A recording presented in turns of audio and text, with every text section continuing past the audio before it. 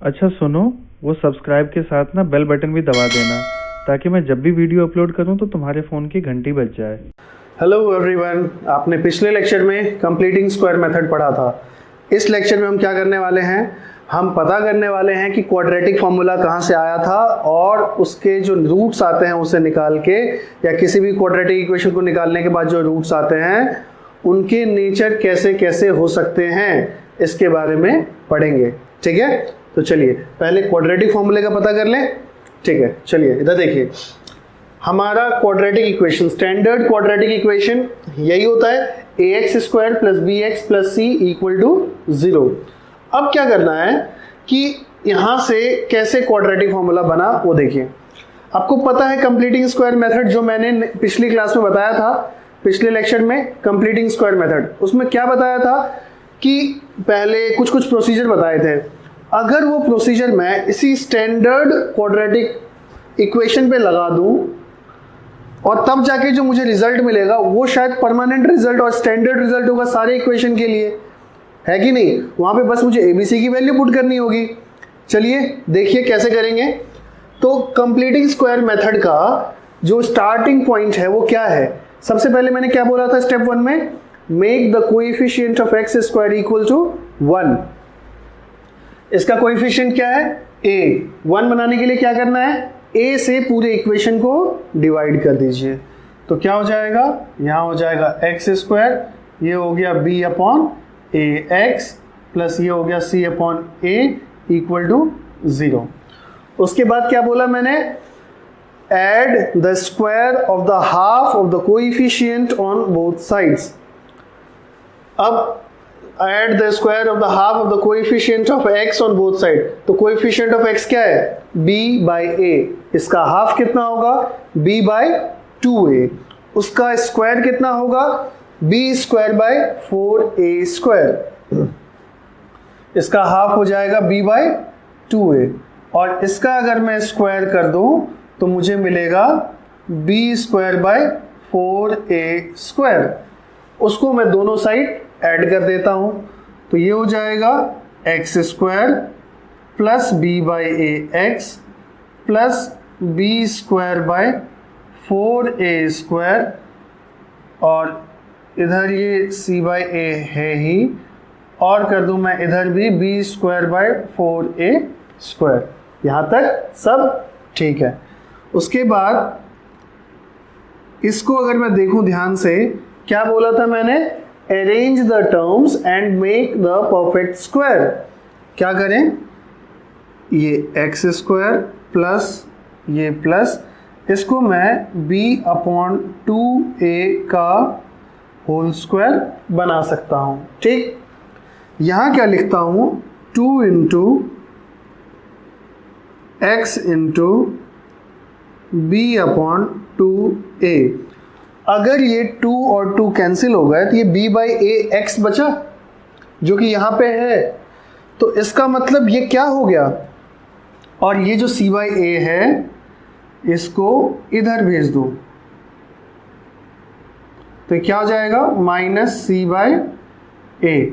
ठीक, अब देखिए ये क्या हो गया, x plus b upon 2a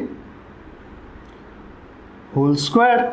ठीक, इधर क्या हो गया, इधर होने से पहले तो एलसीएम लेना पड़ेगा, और एलसीएम कितना आ रहा है, ध्यान से देखिए, एलसीएम आ रहा है 4a स्क्वायर, क्योंकि यहाँ a और ये 4a स्क्वायर, तो ये बड़ा है, ये इसी के अंदर आता है, तो एलसीएम बड़ा वाला नंबर ही हो जाता है अगर ये इसका फैक्टर है तो 4a स्क्वायर। तो यहाँ हो गया b स्क्वायर, और इसमें क्या नहीं है, 4a, उससे मल्टीप्लाई हो जाएगा तो 4ac। ठीक, क्लियर हो गया। अब क्या करते हैं, मैंने क्या लिखा था अगले स्टेप में, take square root on both sides. तो क्या हो जाएगा ये, x plus B upon 2a equal to plus minus b square minus 4ac upon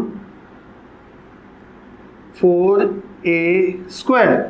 ठीक है, अब आगे देखिए, इसमें क्या हो जाएगा, x plus B upon 2a equal to, ये तो यही रहेगा।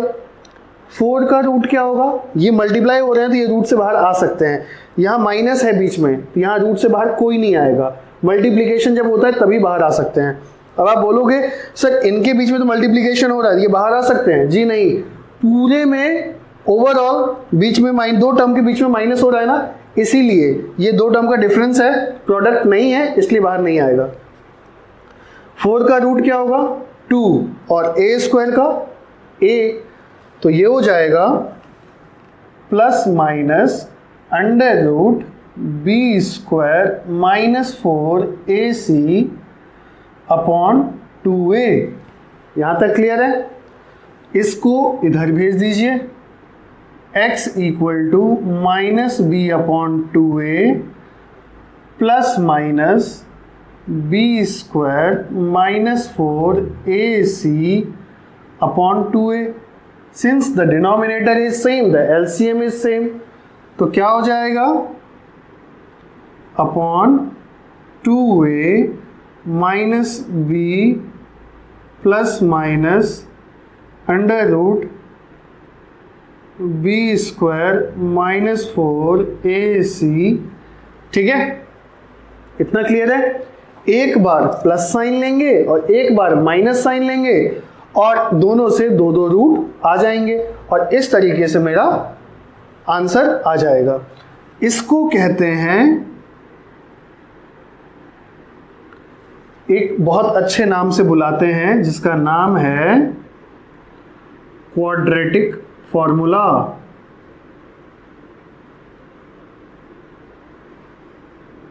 ठीक, और इसको एक बार एक मैथमेटिशियन थे हमारे एंशिएंट इंडिया में जिनका नाम था श्रीधराचार्य,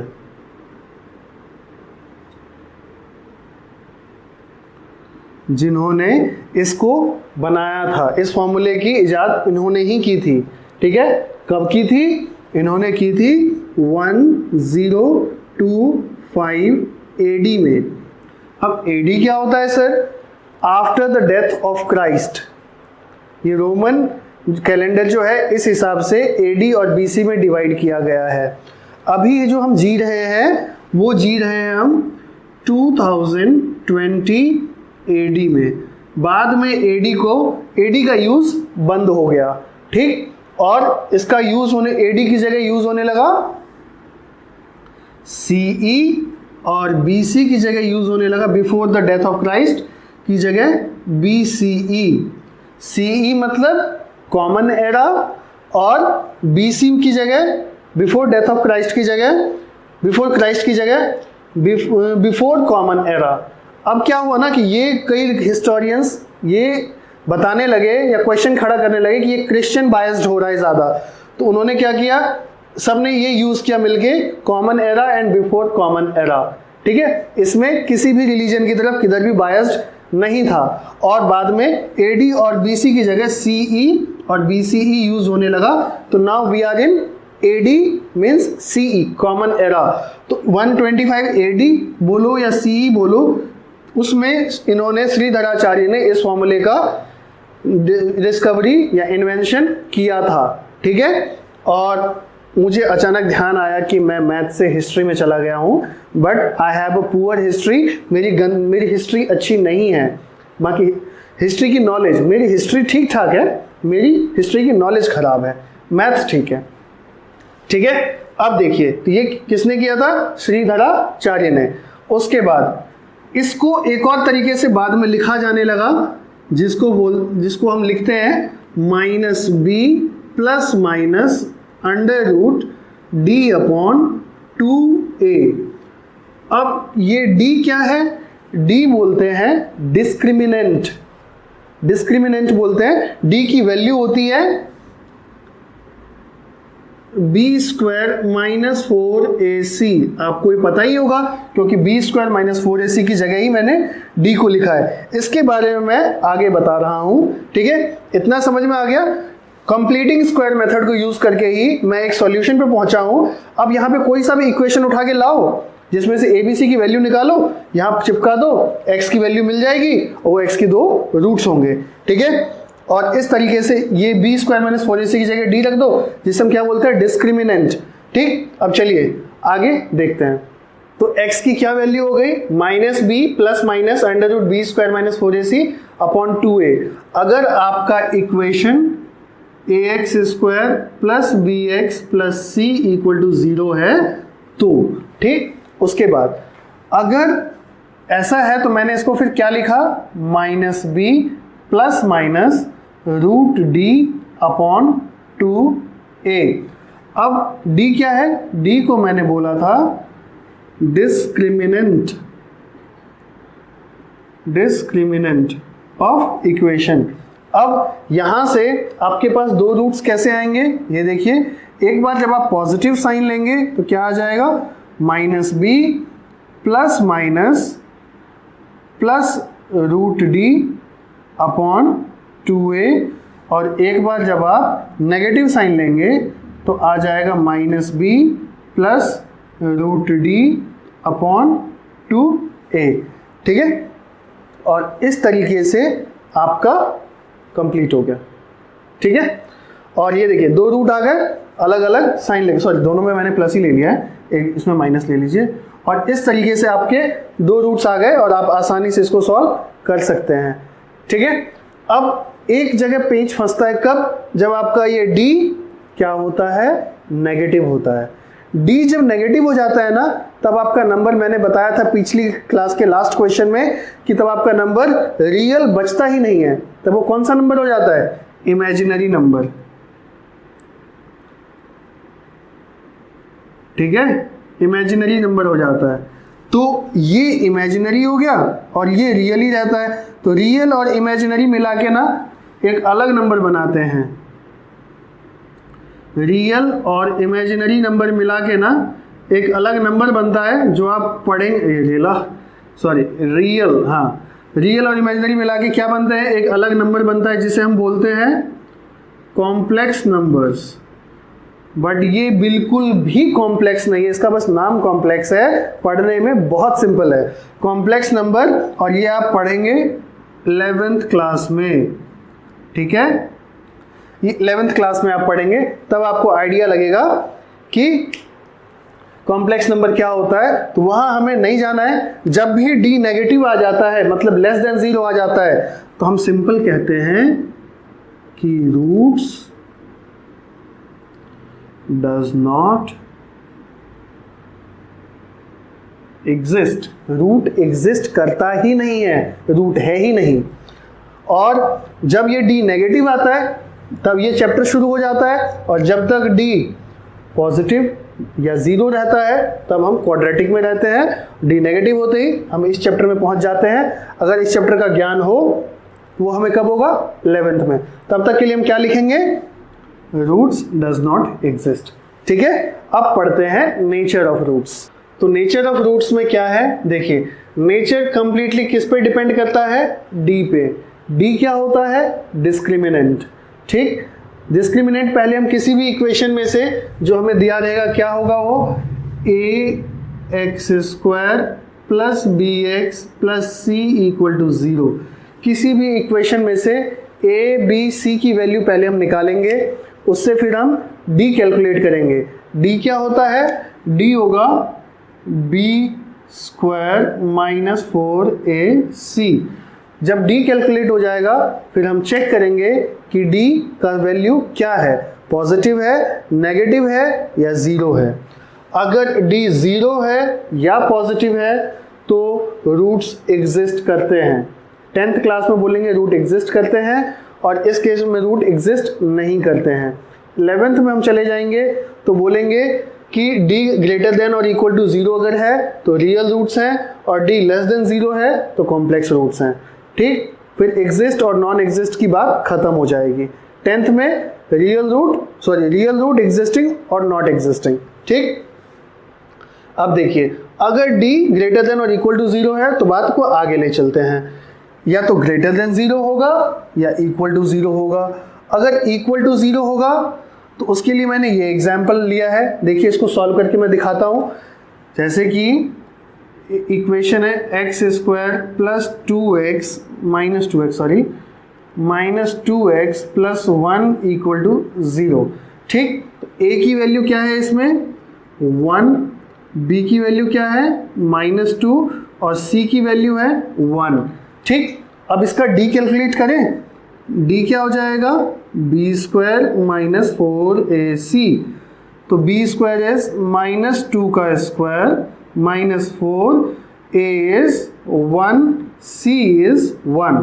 तो 4 माइनस 4 इज 0। d हमारा 0 आ गया। जब 0 हो तो क्या होगा, रियल एंड इक्वल रूट्स। कैसे देखते हैं, फॉर्मूला लगाइए। ये वाला क्या हो जाएगा -b, मतलब माइनस ऑफ b कितना है -2 प्लस माइनस रूट में क्या होगा, रूट में 0 होगा क्योंकि d की वैल्यू तो 0 है, अपॉन 2a। 2a क्या है 1। तो ये एक तरीके से आ गया 2 प्लस माइनस 0 अपॉन 2। एक बार आप प्लस 0 लीजिए, एक बार माइनस 0 लीजिए, दोनों केसेस में आपका आंसर 1 ही आएगा। तो आंसर हो गया आपका x इक्वल टू 1,1।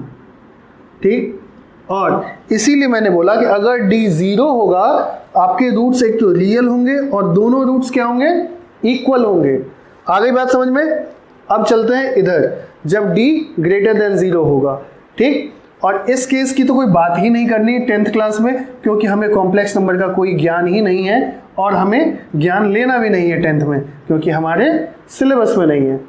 ठीक, अब यहाँ आ जाइए for d greater than 0। d greater than 0 में दो चॉइस हैं, या तो वो परफेक्ट स्क्वायर होगा, परफेक्ट स्क्वायर मतलब 1, 4, 9, 16, 25, 36 होगा, या फिर बाकी बचे हुए नंबर जो इम्परफेक्ट स्क्वायर रूट्स होते हैं। ठीक, अगर परफेक्ट स्क्वायर रूट हुए तो वो रैशनल नंबर होंगे हमारे रूट्स, और अगर इम्परफेक्ट स्क्वायर रूट हुए तो हमारे रूट्स क्या होंगे, इर्रेशनल नंबर। दोनों का एक एक एग्जाम्पल ले लें तो आपको आइडिया लग जाएगा। इसका एग्जाम्पल है परफेक्ट स्क्वायर रूट के लिए 9x² plus 7x minus 2 equal to 0। तो a क्या हो जाएगा, a है 9, b है 7 और c है -2।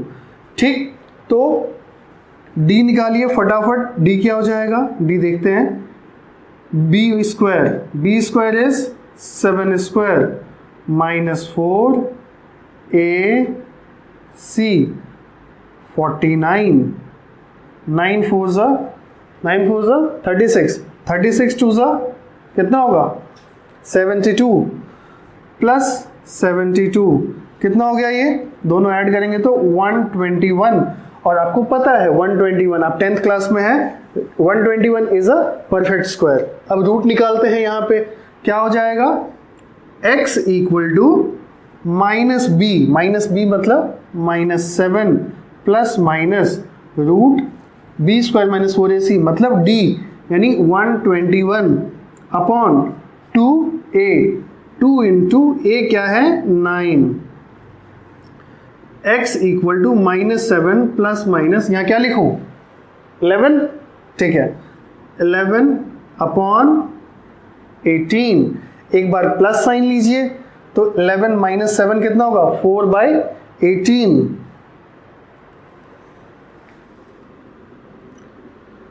अगर 4/18 हो गया, एक होगा 4/18 और एक हो जाएगा 11 माइनस 7 माइनस 18 अपॉन 18। तो 4/18 क्या हो जाएगा, 2 से डिवाइड करेंगे तो 2/9 और एक हो जाएगा -1।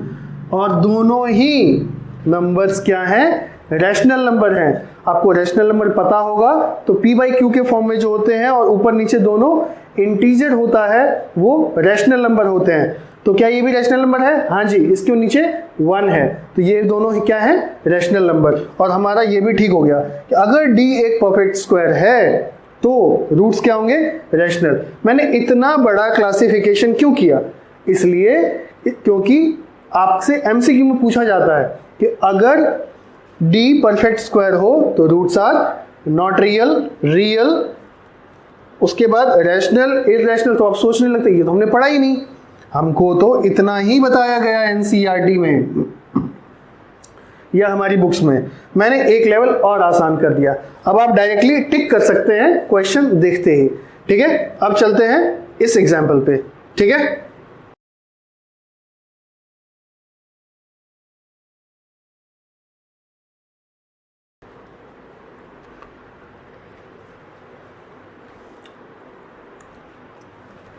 तो नया क्वेश्चन क्या है, 2x स्क्वायर प्लस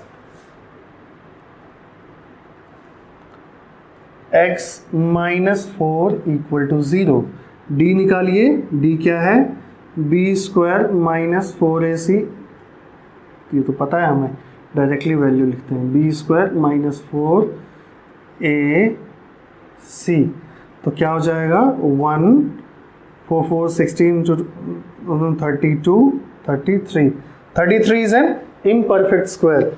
बस अब वैल्यू लगा दीजिए, x इक्वल टू क्या हो जाएगा, माइनस बी, ये 1 है, प्लस माइनस 33, डी की वैल्यू ये रही 2a, 2a क्या है 2। तो आंसर क्या हो जाएगा, एक बार मैं रूट लूंगा पॉजिटिव तो रूट 33 माइनस 1 अपॉन 4, और एक बार नेगेटिव लूंगा तो माइनस रूट 33 माइनस 1 अपॉन 4। और इस तरीके से आपको नेचर ऑफ रूट्स भी समझ में आ गया कि कैसे नेचर ऑफ रूट्स होते हैं, कब रियल, कब इमेजिनरी, कब कॉम्प्लेक्स, कब इक्वल, कब डिस्टिंक्ट, कब रैशनल, कब इरैशनल, सब क्लियर हो गया। ठीक है, अब आप इस फ्लो चार्ट की मदद से सब कुछ समझ सकते हैं रूट्स के बारे में। ठीक, अब आऊंगा मैं नेक्स्ट लेक्चर में नए कॉन्सेप्ट के साथ क्वाड्रेटिक इक्वेशन में ही। ठीक है, तो मिलते हैं नेक्स्ट लेक्चर में, तब तक के लिए थैंक यू, बाय।